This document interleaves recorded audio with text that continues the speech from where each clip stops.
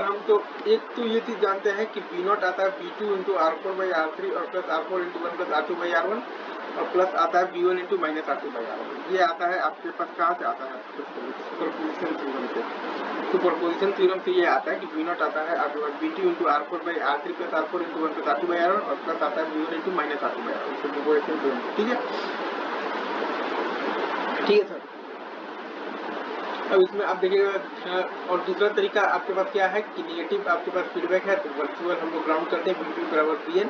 तो Vp है V2 R4/R3 और प्लस R4 और Vn है V1 R2/R1 और प्लस R2 और प्लस आ जाएगा V0 R1/R1 और प्लस R2। हमने ये निकाला है KCL से निकाला है।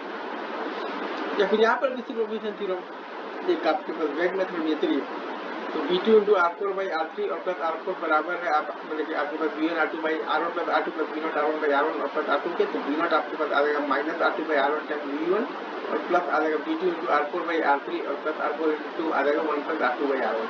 ठीक है, तो यहाँ से जब आप निकालिएगा ना सर, ठीक है, V0 तो आ ही है minus R2/R1 plus V1 plus V2 into R4/R3 और plus R4 into 1 plus R2/R1। ठीक है, तो VCM होता है आपके पास V1 प्लस V2/2, VDM होता है V2 माइनस V1, तो V1 के जगह पर लिख देंगे VCM माइनस VDM/2 और V2 के जगह पर लिख देंगे VCM और प्लस लिख देंगे VDM/2। तो हमारे पास फॉर्म बन जाएगा V0 बराबर ACM into VCM plus ADM into VDM का।